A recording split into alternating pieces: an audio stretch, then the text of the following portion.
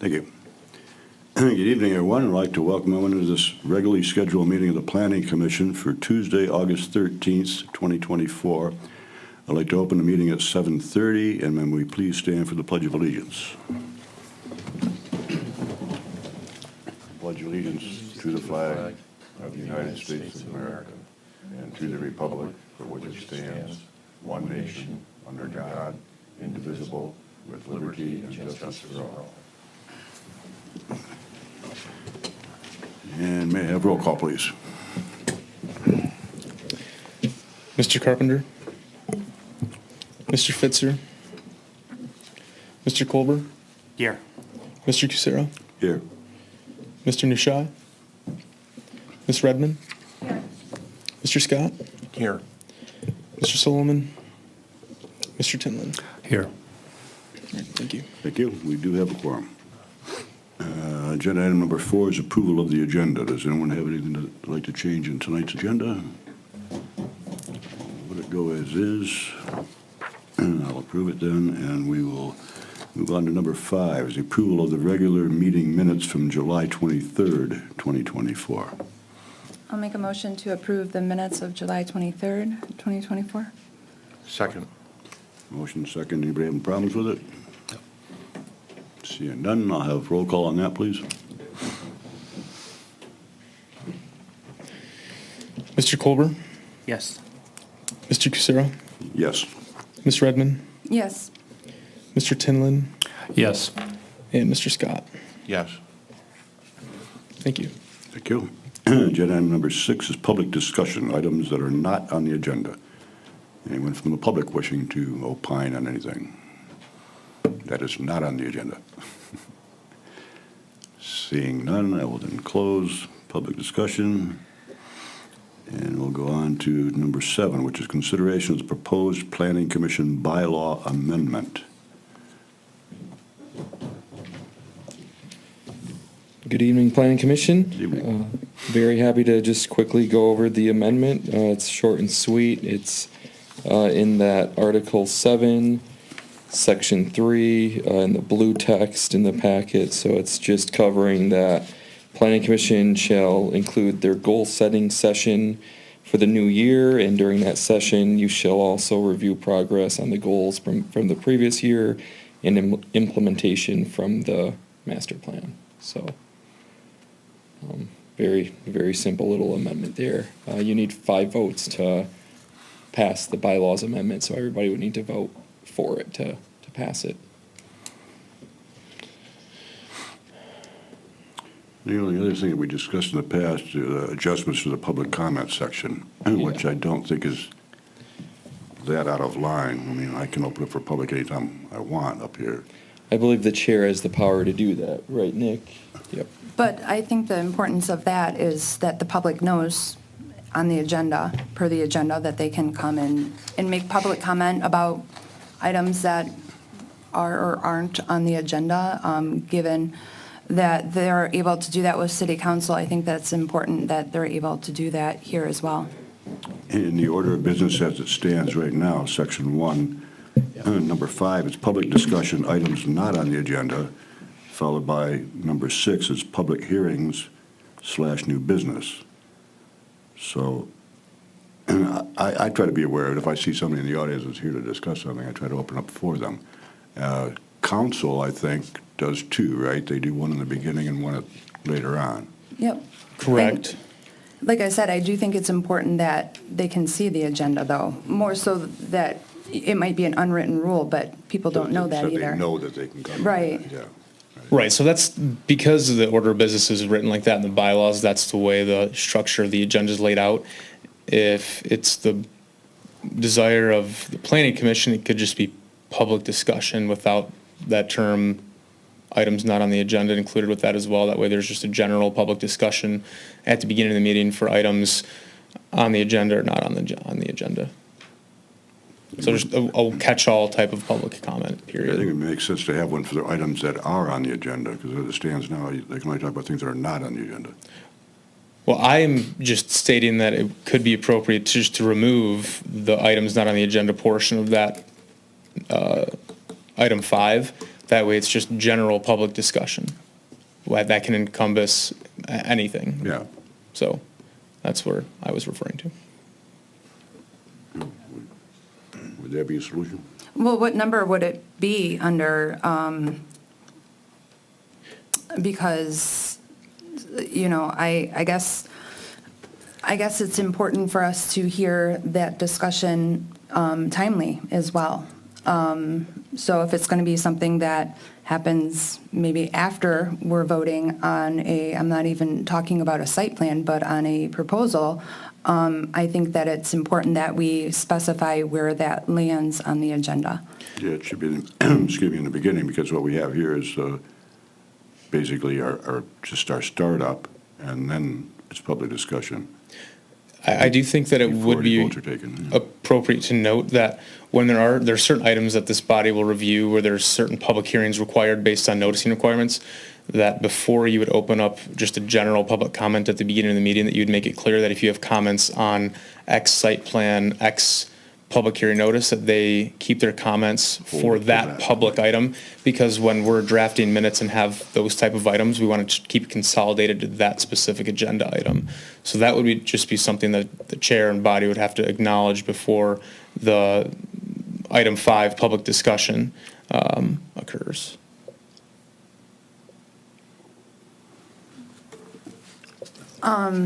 Which I'd be fine with that, and I think that we can, you know, adhere to that with specific language as well.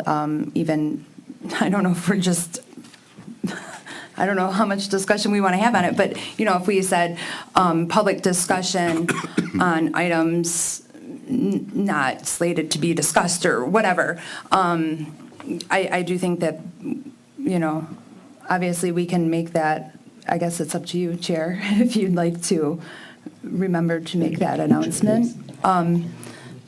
I'd more rather have something written down so that we have a continued followed kind of rule that residents can look at and, you know, planning commissions can follow. Yeah, if I'm public and I see our packet, and I see on there it says public discussion, it's not on, items not on the agenda, I'm going to kind of wonder if I can come in here and complain about anything or not. I'm sorry, can you say that again? If I'm public and I see it says public discussion, items not on the agenda, I'm going to wonder if I can come in and complain about something that I have Right. a problem with, so. I do like the removal of the language. Do you know what number it falls on? I guess we have the bylaws with us, correct? Number 5. It's 5, so it's 5 is after the section meeting 1. minutes. Yeah. So it would be appropriate to just leave it there and just remove items not on the agenda. Okay. I would go with that. And I think that kind of encompasses what you're discussing right now. Keep it simple, but let the chair define it if we do have public hearings. Right, and again, if there's a specific item on the agenda, I mean, for example, a rezoning that has a public hearing notice where certain residents are getting notified that there's a public hearing, that they would need to reserve their comments for that certain section. Right, try to hold that Right, back. but if, you know, we're having a regular meeting where it's just general conversation, going over master plan stuff, they would be able to speak during the general public discussion, item 5. Okay. For those items that we do have a public discussion for, isn't that noted on the agenda, or is it not?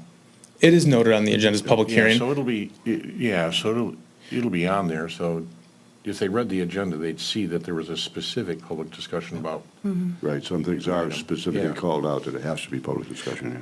Right, just in my experience Yeah. in public meetings, that when there's the public comment period's opened up and someone's here to speak on something, they'll go to the first chance that they get. So we'll just need to yeah. reiterate that agenda item. Yeah. Yeah.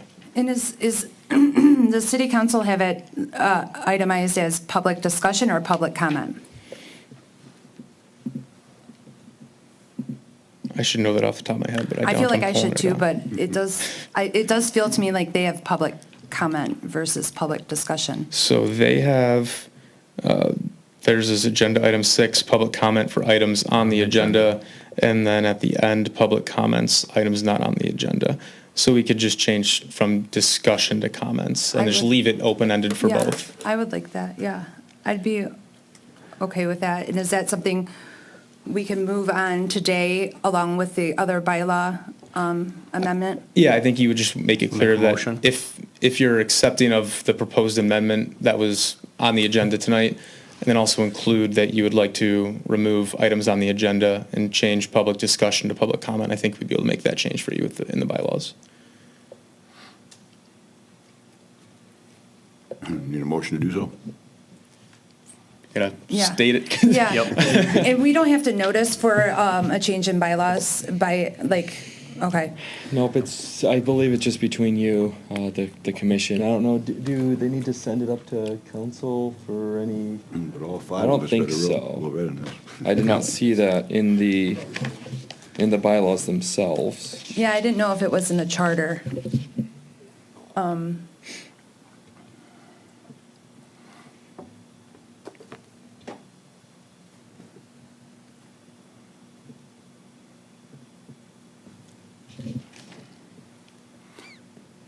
Yeah, I don't think I see any in the amendment section. Yeah. These bylaws may be changed or added to by the affirmative vote of 5 out of 9 members. No change shall be made unless written notice to amend shall be filed with the secretary at the regular meeting preceding the meeting at which the motion to change is to be made. Okay, so that we would need to Actually file. this, and then it would need to take place next meeting. Okay. Is what I'm reading. Yeah, so we would amend it with the 2 items that you're wishing to amend right now, and then the next meeting, I believe, would be the formal adoption of those bylaws if it's satisfactory. Okay, so simply a motion to amend and file? Or, Actually, you can wait, so the very next sentence says you can waive that. Maybe waived by the planning commission by unanimous All- vote of all all members. Okay. All members. okay, I'm fine with doing it, amending. So I think we have the 2 comments. It appears that you're currently good with the original proposal for tonight. I think we have a good grasp on what you're looking for with the public comment period. We can take those 2 changes, add the one to the edited bylaws, present it at the next meeting, and then at that opportunity, maybe voted on by the body. So I don't think we need a Okay. motion tonight. Okay, that sounds good. All right? Sounds good. Thanks. Thank you. Move along to number 8, which is presentation of the master plan update. So I'm just going to quickly just give you a little heads up that we provided a little link to the draft plan in the packet. We are going to discuss it very thoroughly next meeting when Joe is here.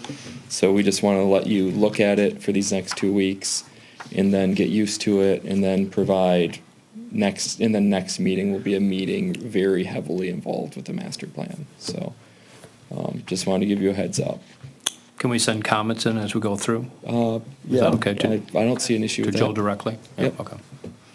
I actually, I have a question related to, but not directly. One of our last meetings, we discussed possibly having a spot at the Clausen Fest. I was able to discuss with Sean and other members of the Clausen Fest, including the DDA. We do have a spot at the Clausen Fest. I don't know what type of material we might want to bring there, but also how we might want to coordinate possible volunteers for that. Nick, were you a part? I think you were on that email, weren't you? I'm aware of Oh, okay. the space available. Yes. So Brandon Birch, our communications and development specialist, has done a really good job kind of expanding how we can get information on our flyers, et cetera, to the community. So maybe what we can have him do is draft up a flyer with a QR code to the draft master plan, and just kind of bullet point some high-level items from the master plan, and just have that as the handout at the Clausen Fest. Okay, and is there a way without, I don't want to look like we're trying to go above open meetings, but trying to coordinate with other commissioners in reaching out to them. I I haven't done that yet. I wanted to do it here at the meeting so that it wasn't, a violation. Is there a way that someone could coordinate that administratively, maybe you or someone? I hate to put a burden on you, but I don't know. Is there a way that I can, should I email individually?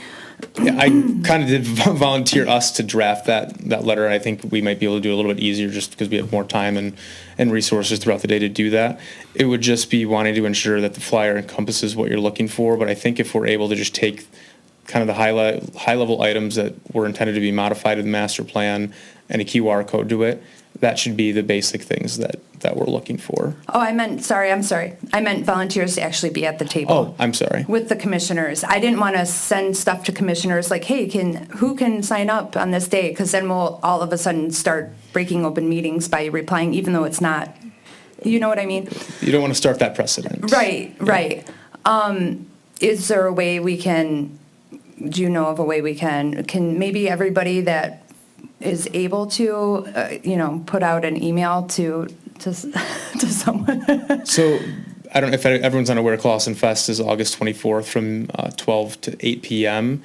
I know there's only 5 out of the 9 of you here today, but if anyone's available to be there, we could take some slots right now, and then I can reach out to the 4 individuals who aren't here and try and facilitate that without having, back and forth engagement between the body, if that's what's comfortable with the board. Okay. And I think, are you asking too, at the meeting, you don't want to have 3 members or so at the booth at the same time. itself, at the booth Right. discussing the master plan, because that could constitute. Right. I think is it 4 or more? I think it's, yeah. Yes, it'd be 4 or more. Yeah. So we want to make sure to try to stagger them. I 2 to don't want 3 to at a time. Yeah. So I'm happy to volunteer to work that. 8 hours is a long time, but I'll gladly take a 4-hour window according to where the need might be at, just putting out there for the commissioners. Hopefully you guys have some time. Yep. I'll come join the party too. How about Yeah. that? Okay. Do you have a specific time that you're? I've got all day, so. Oh, okay. You're 8-hour shift then? Yeah, I can talk for 8 hours, I guarantee, but maybe you don't want me talking for 8 hours, so.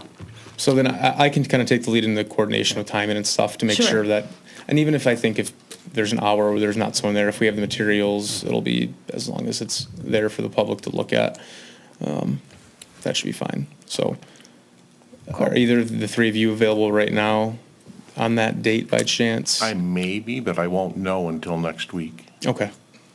I'll squeeze in what time I can find. I'm usually around. Actually, Okay. I'll probably know Friday, is when I'll know. Okay. Then I will coordinate with the rest of the members as well to see how we can try and align that. Or maybe there's just, 1 or 2 person there for a few hours, but as long as I think we've got a presence, that'd be good. Yeah, especially everybody else is represented. So, I mean, council is not, but, everybody with their master plan, the REC with their master plan, the DDA, is the library? have They that? do not have one. No, I okay. don't know if they're required to. I'm not a library connoisseur by Yeah. any stretch of the imagination. But yeah, all right. Well, thank you, Nick, for that. Okay. Then I'll be in touch over the next few days to make sure we've got that finalized. Maybe we'll try and get that done by early next week so that if there's any scheduling changes, we can. Sure. And you do can that. put me wherever. Just let me know what works. Okay, So, thanks.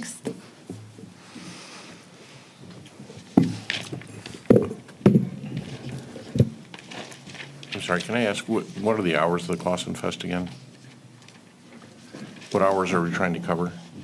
So the Clausen Fest is from 12 to 8 p.m. 12 to 8, okay. All right. Well, I just need to check my Yeah. schedule.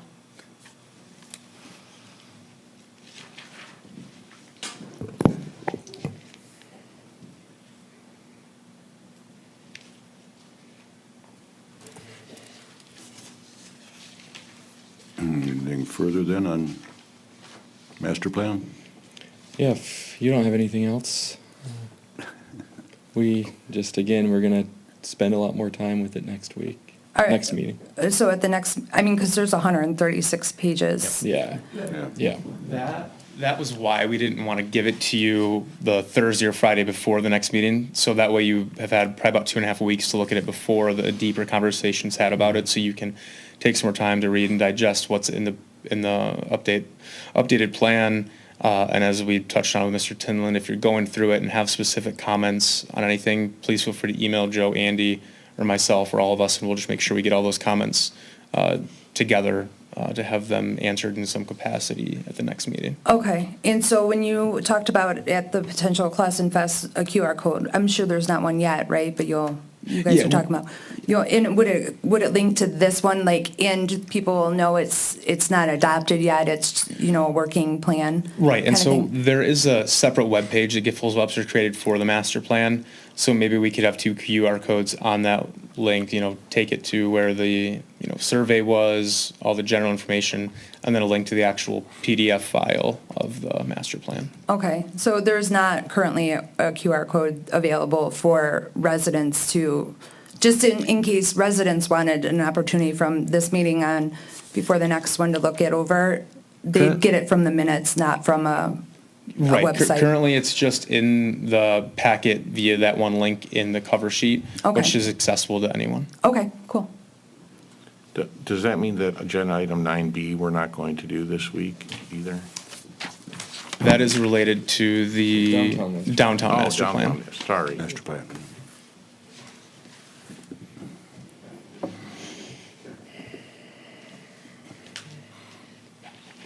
Okay, if that completes our master plan update, we'll move on to other business, which is A, consideration of a request for rezoning of 533 South Main Street to be rezoned from Business Renewal District 1, BRD 1, to Central Mixed Use, CMD Zone District.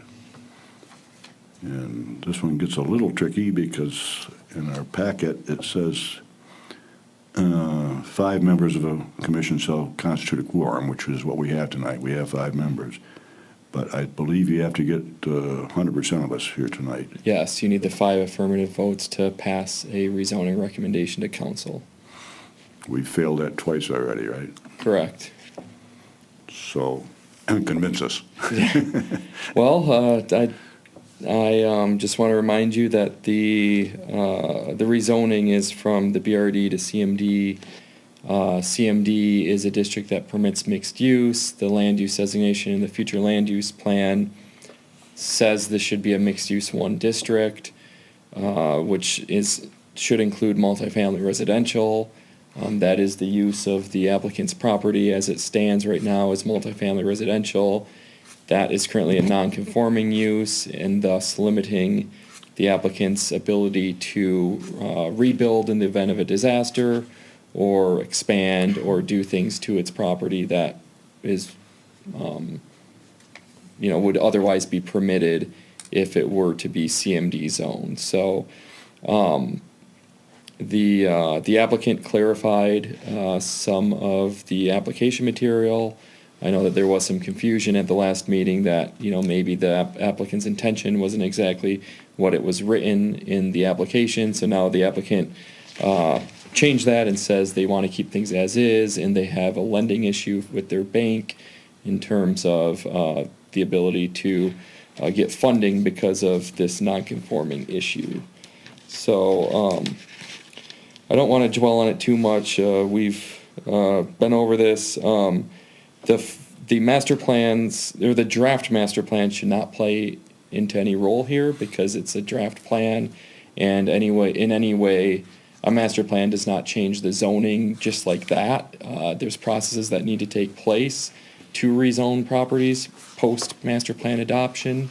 So that's stuff that could change in any way, shape, or form once you adopt a new master plan. So the fact that there is a master plan update in progress should not be the sole attention tonight. However, the 2018 master plan should be what you're looking at tonight while you weigh the rezoning. So happy to answer any questions.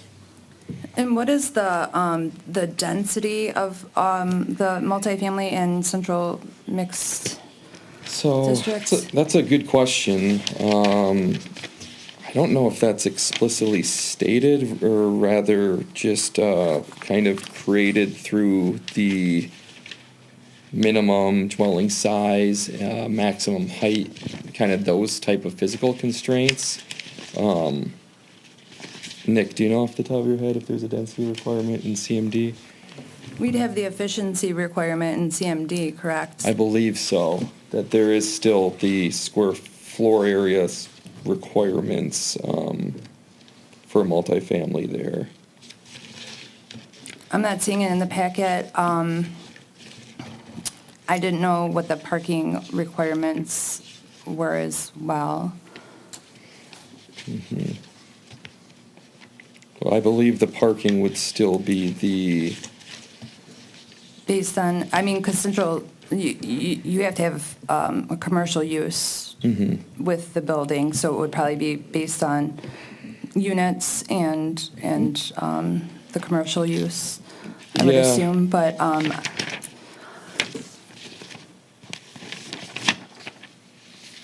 seeing if I can look that up real quickly here.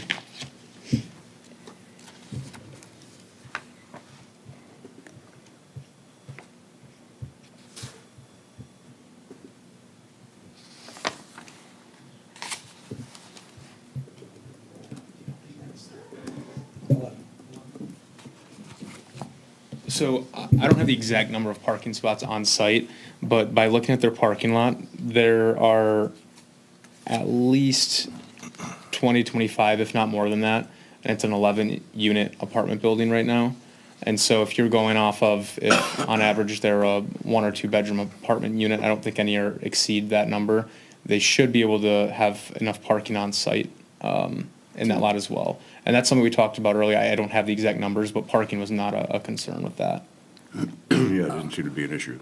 okay, it might have been in the meeting I was not at. So the requirement is, depending on the units, so 1 per efficiency, 1.5 per 1 bedroom, 2 for 2 bedroom, 3 for 3 bedroom. 3, spots? Yeah. You're talking about parking, oh, yeah. Are you in the clear zoning? Yep. Do you know what the density is in the central mixed use or central? That's the other item I was looking up here. Are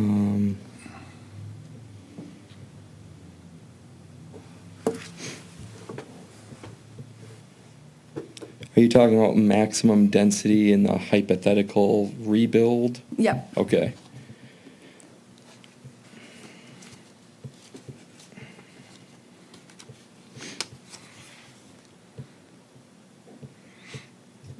I do not know.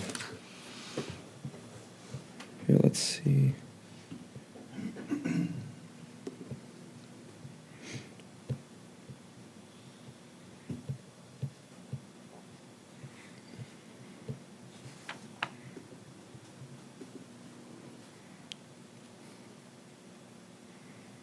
So I do not know if, I do not think there's an explicit density requirement. I believe that's just done through, again, through maximum height, through minimum dwelling size, and through the required parking to be provided.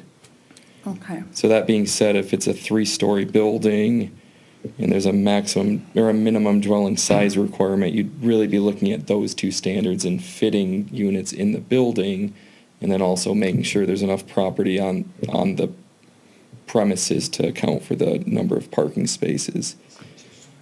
Nick, does that sound correct? Yes. Yep. Thank you all, again, for hearing my case. So I know you're all really concerned about me knocking the building down and building up. I can tell you, currently, we're not going to do that. And if we were going to do that, we would still need to come up here and get your approval to do so. Because a 2-story building would not work on this site because of the parking requirements you guys have for your zoning and ordinance.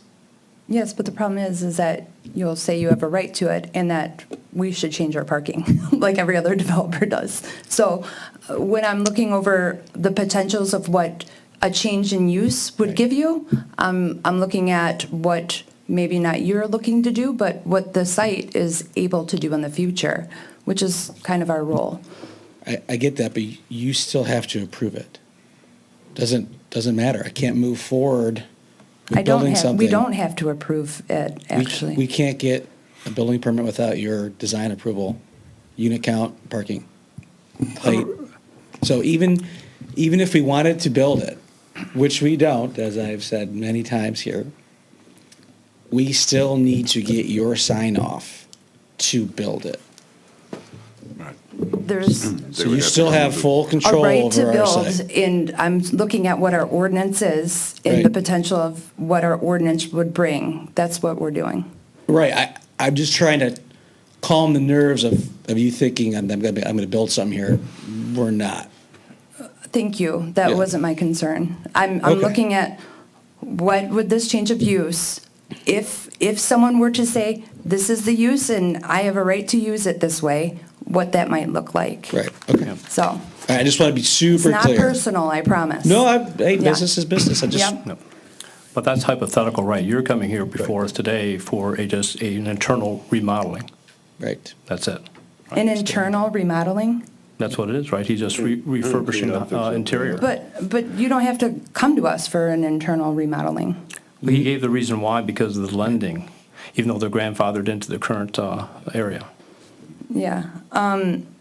So, but our job is to look at the possibilities of what that might be by changing the use. So that's why I'm asking these questions.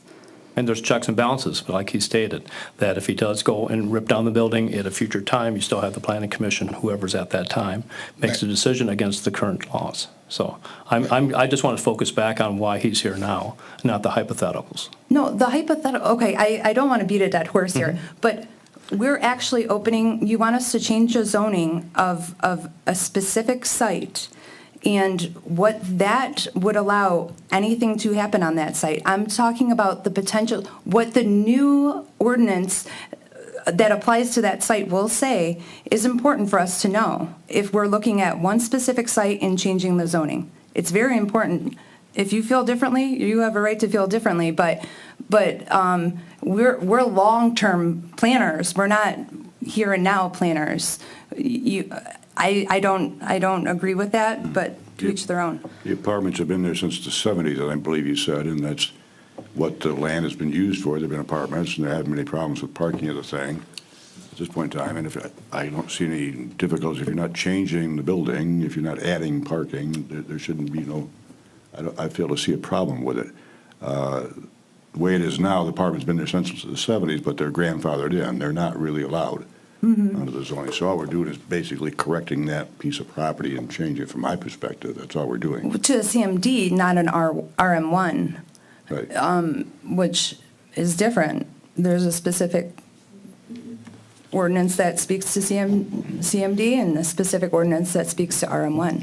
Yeah, so when when they first came and discussed this, that they were interested in the property, and looking at the zoning map and the fact that it was in BRD1 there, and we have that BRD1 corridor from basically where that property line is south to where Royal Oak is. And so if you're looking at the property on our zoning map, you have the property which they share a parking lot with is zoned CMD already. And in that block, it's basically split right down the middle of CMD and BRD1. So part of the rationale of moving in this direction was to make that block the same zoning area, to just have a conducive district with, the South Totally Main area. makes sense. Yeah. Yeah, it totally makes sense. So they do share parking, one. Two, to change it to a CMD, there's going to be a non-compliance component to that as well, because they're not going to have a commercial use there. I don't think CMD requires commercial use, and don't quote me on that at this present moment.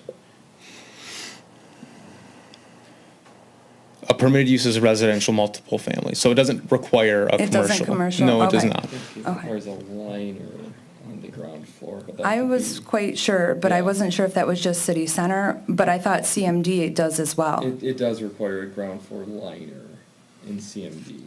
And So- that could be, to my knowledge of reading the ordinance, that can be kind of accessory exercise or quasi-public multifamily uses, right, Nick? The liner standpoint, so the liner standpoint is in the 3.11 is this? Sorry, I'm really trying to do this on the fly. 3.11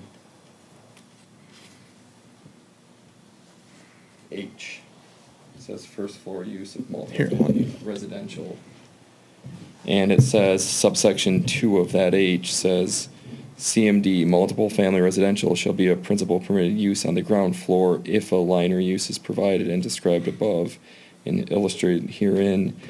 That describes the fact that a liner use doesn't necessarily need to be a commercial use, but it can be like an accessory exercise facility or other accessory use dealing with the multifamily residential that's accessory to that multifamily residential and conducive to encouraging pedestrian circulation. That's a good amenity. Yeah, like amenities pertaining to the multifamily use.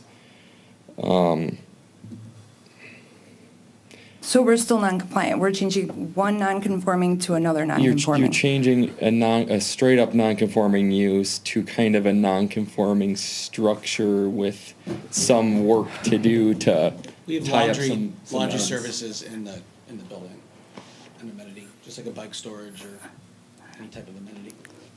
It's, I think that we should wait to let him speak, because that's just out of turn. I don't know when we consider laundry facilities on any of the site plans I don't know that we've actually considered that a commercial use. Rezoning this is going to move it to a different zone, and it'll still be non-conforming. There's aspects that are non-conforming, but you've at least But we're getting closer. made the use on face conforming, which the applicant has stated is a big deal Right. with the lenders. Yep. Okay. Granted, yeah, you are correct. Some different site work would need to be done if a fire were to destroy the place, and it would need to be rebuilt in CMD, but the use is still allowed. And the applicant has stated that that's the biggest hurdle, is just simply getting the use permitted.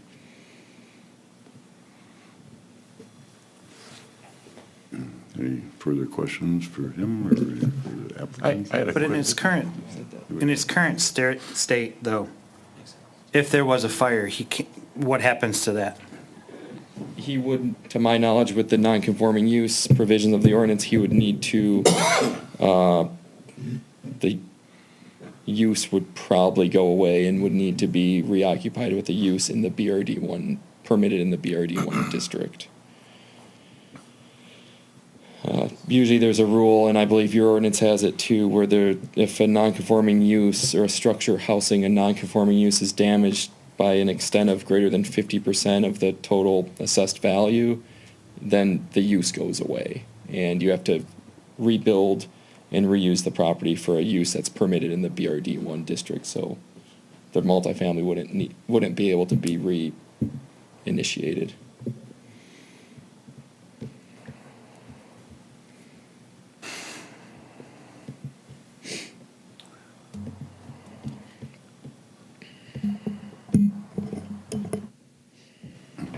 Further question? Any questions for the applicant?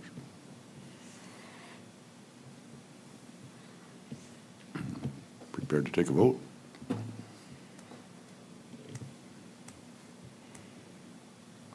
I'll entertain a motion. Let me get the address right.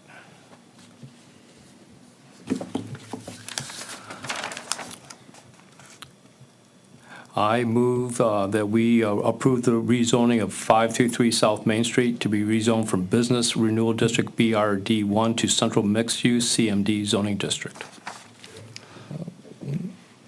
One Motion, do I have support before I call?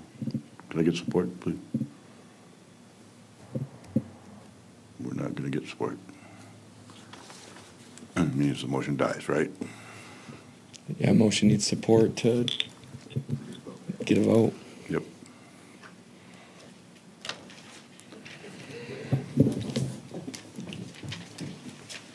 So then if that's the case, I believe the applicant may have the ability to come back again with a full complement, since they've been here twice with 6 and 5 members. I think your odds would be better to come back when all 9 of us are here. I agree. Yeah. Thank you. Thank you. And I guess, is there any other information with the zoning aspect that you, as a body, would be looking for in this case? Not I. I guess would it help Commissioner Redmond to get more of a hypothetical, this is how a box development would work on a CMD property in the future?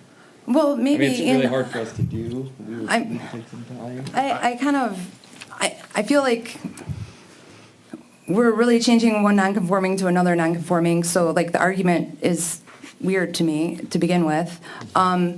And if something did happen to that building, or nothing has to happen to that building besides a site plan, and there's residential right behind there, no longer do they get notice, and they could have a 2.5 stories that are allowed in CMD? I mean, there's a considerable, a 2-story building that's allowed there without any notice given to anyone to speak on it. And I do think that there's implications that need to be considered in changing a zone in general. Because they've lived since, whatever you said, the 70s, to expect something that's small. I don't love that by changing that zoning tomorrow, he could say, we're taking it down, and none of the neighbors even know that they're now gonna lose all of, the airspace to apartments. So there's a lot of by right that happens, that changes. And I think that it, whether or not he says he's gonna do it, I don't know, he could sell it tomorrow and someone else will do it, who knows? They wouldn't be able to do anything without a site plan approval. That's true, but our site plan approval, we would have to follow the ordinance. If we don't and say, no, I just don't like it, then we're not abiding by law, and we can't do that. So like, if he's gonna follow, I just don't get the argument of, we're non-compliant, we need to be compliant, but we're also not compliant by trying to be compliant. It doesn't make a lot of sense to me, I guess. So the ordinance does kind of dive into some more information on the difference between non-conforming structures, uses, like commercial uses of land, et cetera. And, I don't want to speak for you. I don't know if you're to make a motion at this point anymore, but what we can do is kind of dive into that a little bit more, talk about the rezoning process as a whole and how non-conforming structures, uses, et cetera, kind of all play together, and discuss that further. And just a reminder that when the Planning Commission votes in favor of any rezoning, the City Council also does have to review and approve that as well, because it does change the ordinance, and the council is the final pen that approves ordinance language. Mm-hmm. So I have another question that I had. I'm interested in understanding, by changing from BRD1 to CMD, what privileges does that give him the right to do that he doesn't have now with respect to changes to the building? Putting in a 2-story building, that would have to come before us, right? But what if he wanted to change his 11 units to 22 efficiencies, right? right. Does that give him the privilege to do that without having to come before us? Well, no, you'd have to have a site They'd have plan. to justify the parking. Right. Like so let's just say in a hypothetical sense, we'll just use a different property, for example, that they had a 5-unit apartment building that was zoned for something, and they wanted to make it 7. They couldn't make that modification without getting site plan approval. So they may have 11, and I know the building has not been upgraded in a while. It's kind of a dated building.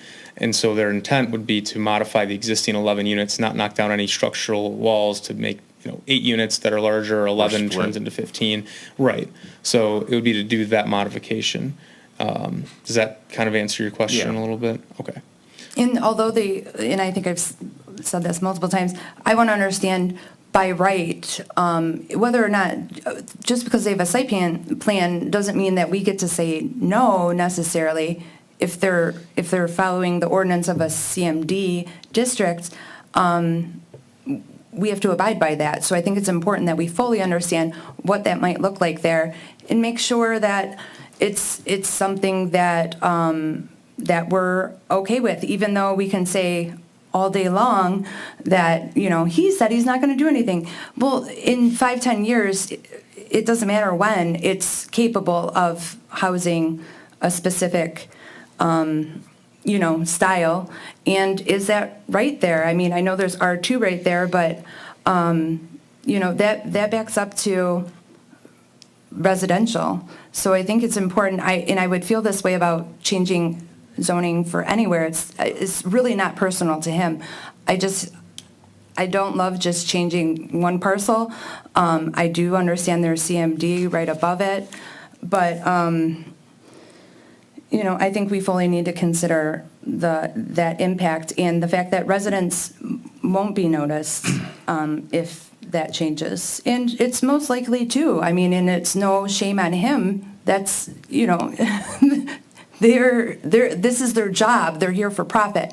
We have to consider that. I would love to know, I don't know if there's an efficiency limit in CMD or, I think it was just CC that was claimed not to have an efficiency limit on, but those are some questions I would like to know more about. We can look into that between now and Yeah. next time it's on the agenda, is some of those efficiency and parking and Yeah, hypothetical boundaries. because if it's like a Roth kind of thing, it doesn't seem like, well, of course, there'll probably still be people that, but if there's essentially going to be a Roth there and no neighbors get noticed and it just has by right the ability to go up, that's important, Were residents that lived behind them noticed for the zoning change? Is that something we have to notice them for? They were, and we've Yeah. not heard anything from them? Yeah, so the notice went out for that first meeting. I don't remember the date. It was 4 or 5 meetings ago. So we did have a notice go out to the residents per the Planning Commission Act, or Plan Enabling Act, excuse me. So is that to all residents? Because I'm looking at it now, that's, naturally on Gladwin there, so you got 3 houses behind it, and then on the side is Castler, and on the other side, just a parking lot. Right, so the mailed public notice goes to every property within 300 feet. Of the property line. And then there is also a public notice published in the paper of circulation in the community. Because it's surrounded essentially by 3 sides with either parking lots or commercial, and that's Yes. only in the back alley that you got 1, 2, 3 houses there. And I'll give a little precursor to the staff report I was going to touch on a little bit later, but with the public noticing signage ordinance language that the body passed, they would be required to post a public hearing sign for a rezoning change, and that will be going on the next council agenda, so next Tuesday. Okay. But because this case is open. Right. Yeah, right. Because that was, so they wouldn't Yeah. be required now, but, in the future, in future rezonings. Right, yes. right, okay. And you didn't hear anything back from any of the residents in that area about the zoning change?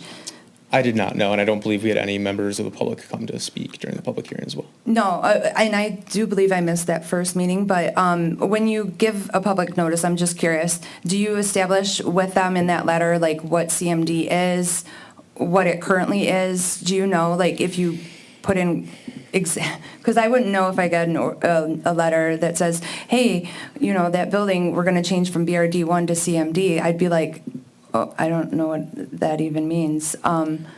I don't think there's a great deal of detail given out. It's just a matter that it's called to their attention. Called to their Can attention. we tell them that to come look at the Clausen meeting packet and the application materials which are available during Okay. regular business hours? Right. Okay. It essentially directs people to come to City Hall to get more information on that so they can get, Or the packet. yeah.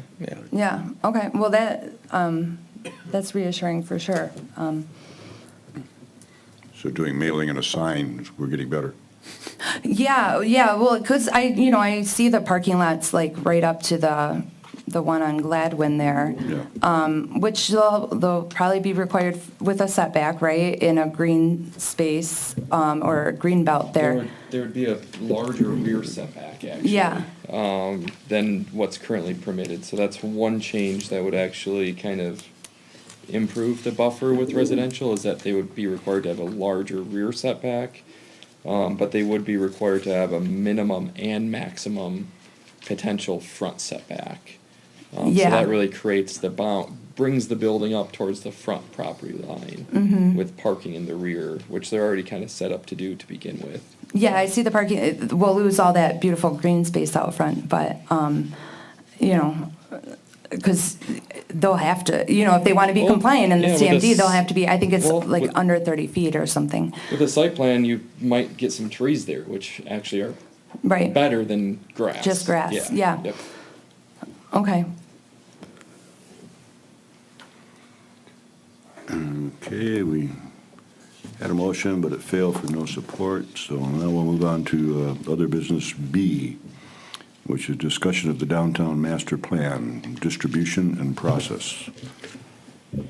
So, yep, I hope you read the memo, but we had a little bit of oversight, kind of reacting live in the middle of the meeting. We can't set the public hearing yet. The plan has to be distributed by city council, so really your motion tonight can be to, exactly as Joe covered in the memo, that you would move that it be forwarded to city council for the distribution to neighboring properties, interested agencies, and that a public hearing be set later at the next available planning commission meeting after that statutory review period elapses. So we need to wait, council needs to distribute the plan, and then this would come back on your agenda after the plan goes through its required public comment period, which I believe Wait. is 63 days, I believe. But it says the public hearing happens here, or, Yes, you would Yeah. have the public hearing here at planning commission Oh, level. okay. After that 63-day statutory review Gotcha, period. okay. Yep. so you need that as a motion. I have no issue with, because we've already kind of gone over this, so I'll make a motion that the draft of downtown master plan update be forwarded to city council for distribution to neighboring communities and interested agencies, and that the public hearing be set for the next available planning commission meeting after the statutory review period elapses, sorry. Second. Motion, support. Any changes, any problems with it? And may I have roll call, please? Mr. Cusero, Yes. Ms. Redmond, Yes. Mr. Scott, Yes. Mr. Tinlin, Yes. and Mr. Colber. Yes. That's 5, yes. Thank you. Thank you. Number 10 is the planner's report. Nothing from us other than just read the master plan and get ready for some discussion next meeting. Okay, thank you.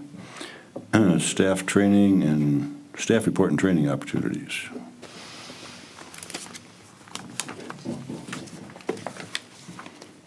All right, so I already gave a little bit of a precursor to part of the staff report with the update on when the city council will be reviewing the ordinances that were recently approved, which consists of, again, the public hearing noticing, and then also the balcony standard in the city center district. So that'll be in front of the council next Tuesday for their consideration. Let's see.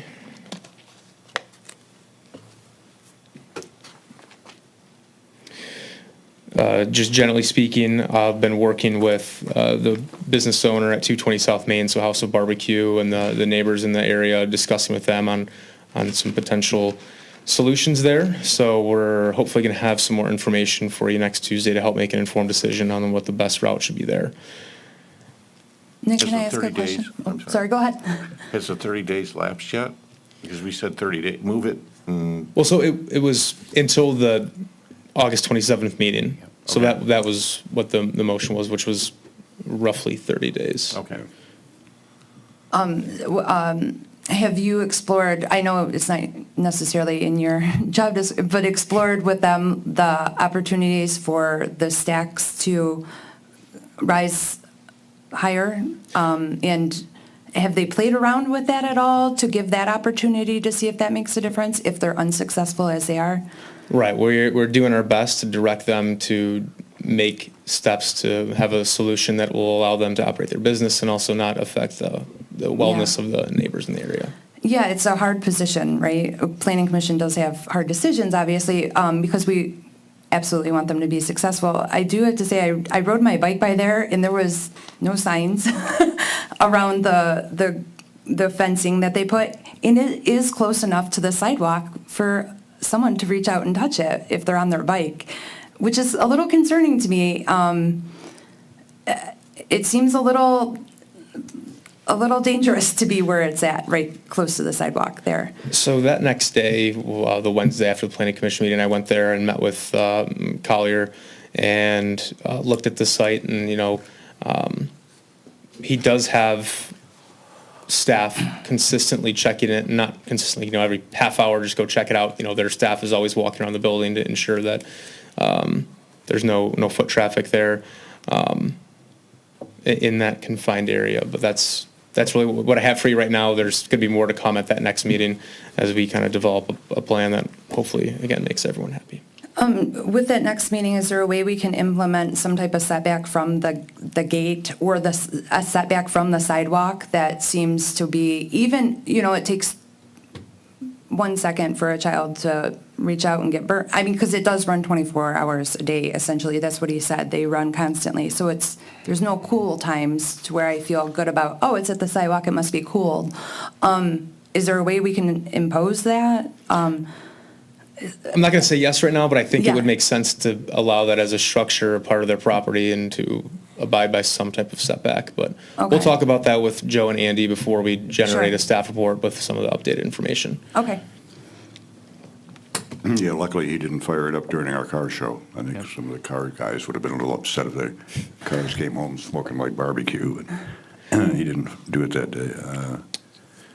So, am I good to keep going real quick? Sure. Yeah. go Okay, ahead. so the other site plan related item I wanted to specifically call out was the 172 West 14 Mile property, which was the former Burger King. So if you remember, last fall, there was a site plan approved for a 3-story building with commercial on the first floor and 2 stories of residential above it. In the development phase of that for the property owners, they've encountered some issues. And so they're currently redesigning a site plan to move forward with the project in 2 separate phases, with the commercial phase being developed first and the second and third stories being developed at a later date. So we haven't seen the updated plan. They don't have any desire to change anything with what was the approved. It's essentially just approving the phased approach to allow them to get the commercial there first, and then at a later date do the second and third floors. Again, we don't have plans, so I as much as I would love to answer questions, I won't be able to answer The them. existing site plan hasn't expired? It's 12 months, and I believe it was approved in September or October, so no, and they do have engineering plans under review right now based on the development. Okay, as long as they're doing something on it, I think it Yes. stays active. Yep, yeah. AEW is reviewing their engineering plans right now, which really won't change because they're, again, intending for that original site plan to be the final result. It's just going to take a little bit longer than I think they anticipated. That's a PUD, right, you said? No, that Was was that one a PUD? that was a No. by right Oh, okay. project. Yep. I know you said you can't answer questions, but I was actually going to bring up that site the other, and I don't speed through the neighborhood, but I was pulling up to that gas station early one morning, not to the gas station, to 14 Mile, and I slowed down by the sidewalk, but this biker just came flying. There is not a good clearance for cars coming off that street. Is there a way we can ask them to kind of buffer in a little bit on that corner? I feel like it might be, I don't know. It feels a little dangerous. Like the fence is right up against, and it's quite a blind spot for drivers coming up. Yeah, it's almost similar to how we have the corner clearance provision in the ordinance with signs and structures in general.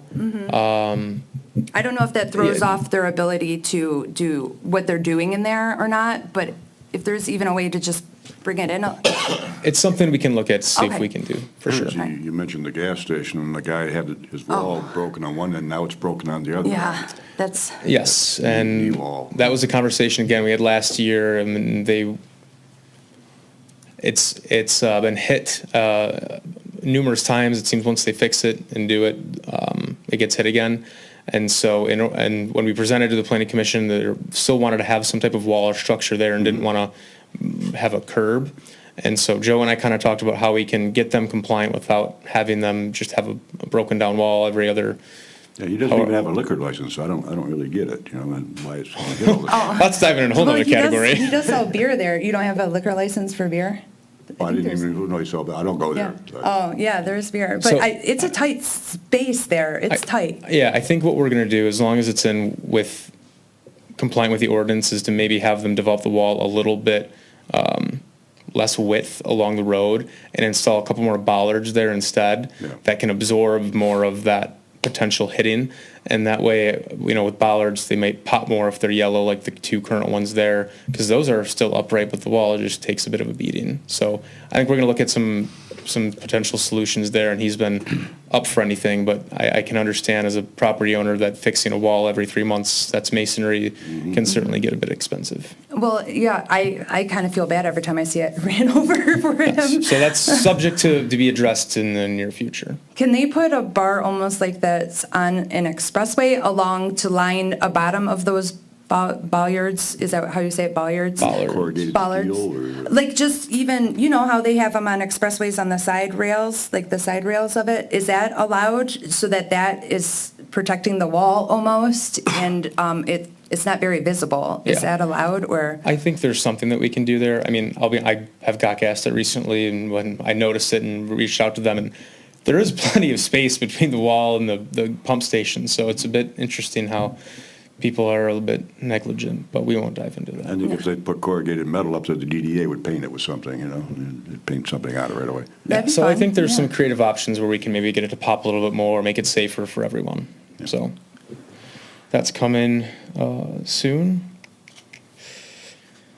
I did just want to touch on the workshop that we had last week with the city council regarding short-term rentals. So the next steps that were kind of preliminarily discussed at that meeting were to have the planning commission reconsider some of the zoning language that can be implemented to, zone short-term rentals. And so I'm going to just kind of touch on that initial zoning provisions memo that Joe had earlier this year. And so some of those items were regarding, what districts they're permitted in, the overall cap on them in the city, if there's any interest in doing a cap per block. And so I know Ferndale has one where it's 5% per block, so that usually ends up being 1, maybe 2 per block, and a block is anywhere from 50 homes, give or take. And so are those all things you're kind of looking at getting more information on when making an informed decision on zoning for short-term rentals? I think we need as much information as we can get. Mr. Hara, when he was at that meeting, he suggested, I don't know if he has a problem with our attorney, but he suggested maybe we can ask for an attorney that specializes in short-term rentals, which the more I think about, the more sense that makes, because rentals is overall, I think if we could hire somebody that's specified in it, give us more detailed information, I'd be interested. I don't know if you guys would like to ask mayor and council if they'll give us a budget to hire a guy to answer a few questions or not. In regards to, Specifics about short-term rentals. Not to say that Redis doesn't know its business, but I think this is a very limited market. I'd like to know somebody that's been through this a lot. yeah, I feel like that will prolong things a lot. I also feel pretty confident in the law that we discussed at that meeting, in terms of just the Supreme Court case laws and there's certain states that have banned it in residential. I feel pretty confident, but I would, I guess, be supportive of an effort if that's something. I mean, I you guys read feel all like I you can, but need. I'm not a lawyer, and I don't claim to be one, and Rennis is, and he will answer our questions, but it just, I don't know, just not idea, just to see if we had somebody that was specialized in it, more so than just city. So again, if I may, I think that may be more focused on the general ordinance enforcement of short-term rentals. Again, the planning commission is focusing on the zoning language related to them.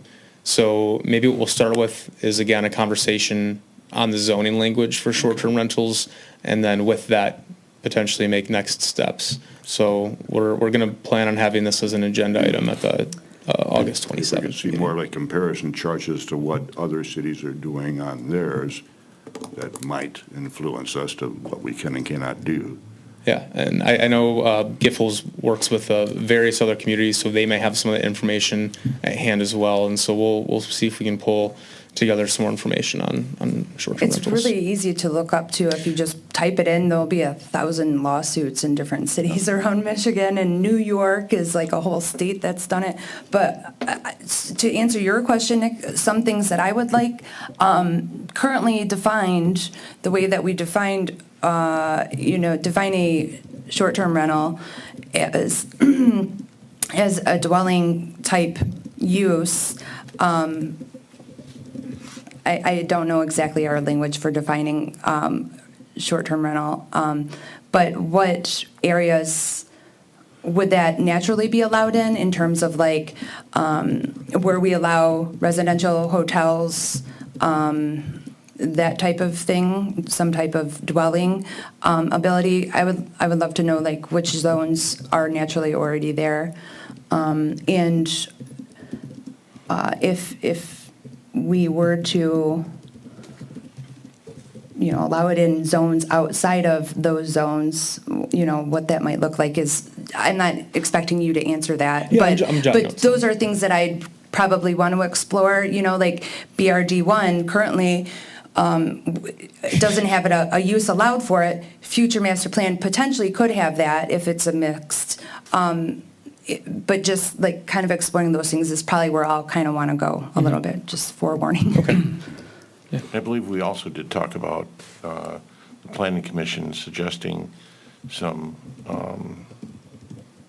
rules, if you will, around short-term rental use, right? So we had said that we were going to make some suggestions. Yes, we can't pass Yes. anything, but I think council was looking forward to seeing what our recommendations are in that regard. In terms of safety and welfare exactly. items, yeah, I agree. Right, I- so almost when you have a crafted ordinance language that you're all happy with, supplement to that, touching on some of those safety items. Right. Is what you're touching on. But I think we forwarded, when we had the discussion a while back, we had forwarded a letter to the city council on April 4th, I believe, right, that had those recommendations of having safety inspections in the interior and a few other ones. I'm not sure if it was actually in our packet last week in the workshop. Right, so maybe when it's presented again to the commission, that can be included to make sure it's still touching on everything that you're hoping to accomplish. Yeah. Has administration done anything about the 6 Airbnbs that I brought up at that meeting? Been investigating, trying to locate their exact address. Again, it's kind of difficult on Airbnb. They don't give an exact location until you register with them. And as much as I would love to book all of them, I don't and can't.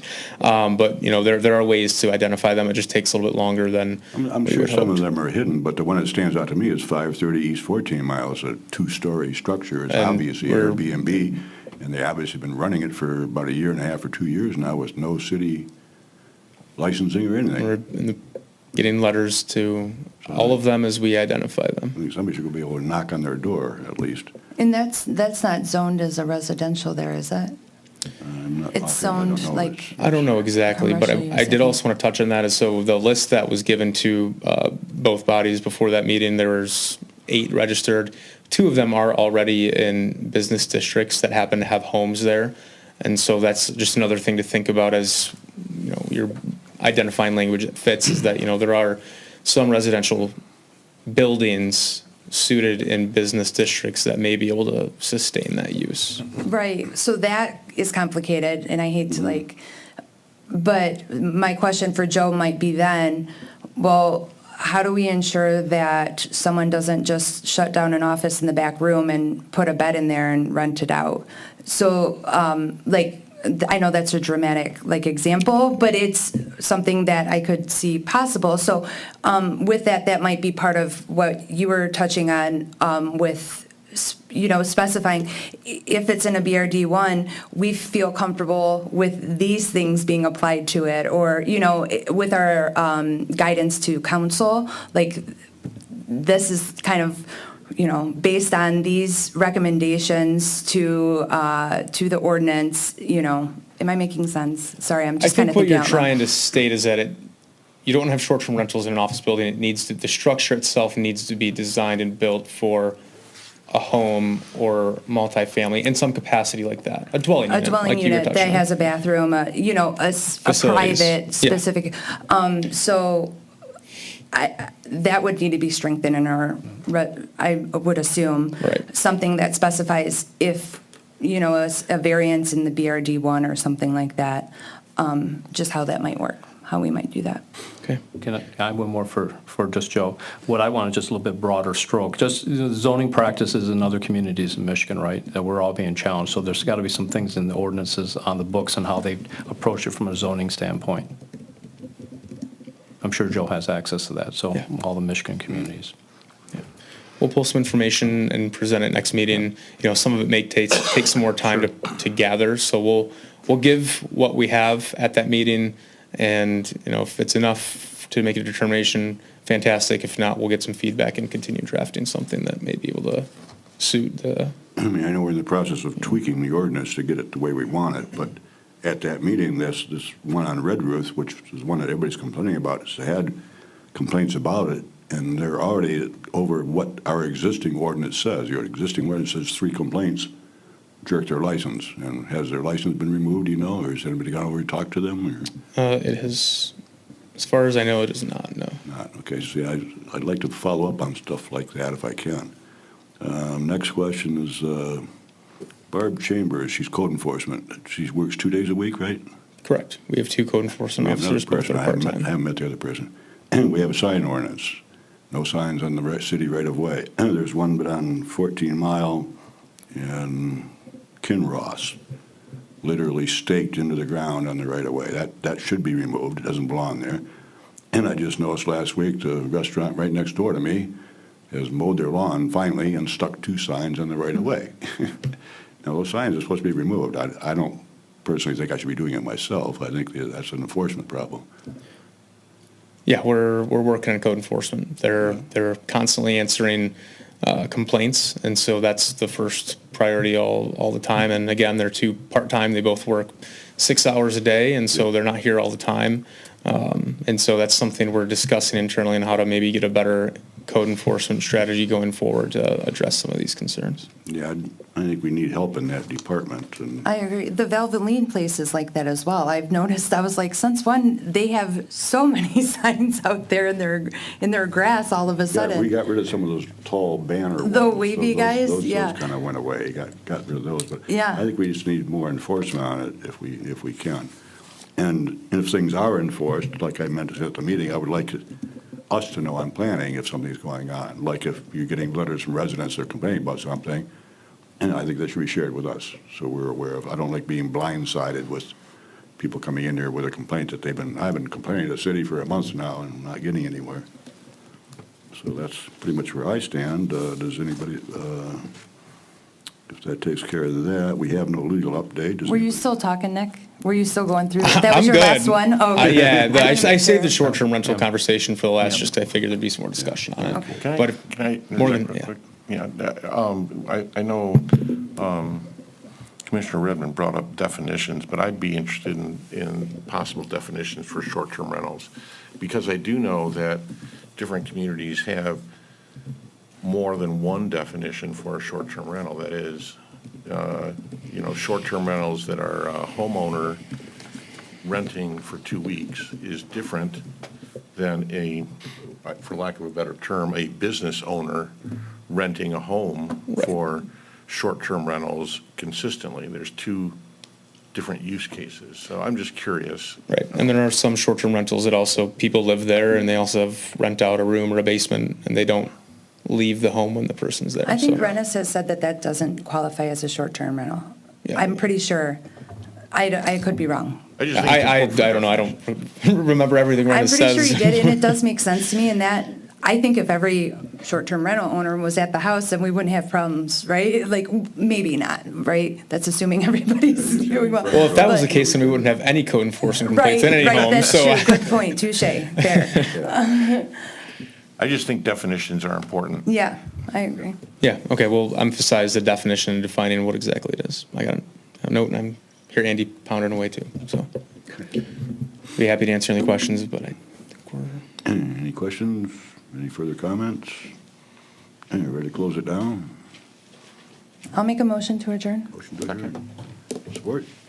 Yep, second. Motion support. Roll call, please. Mr. Colbert, Yes. Mr. Cusero, Yes.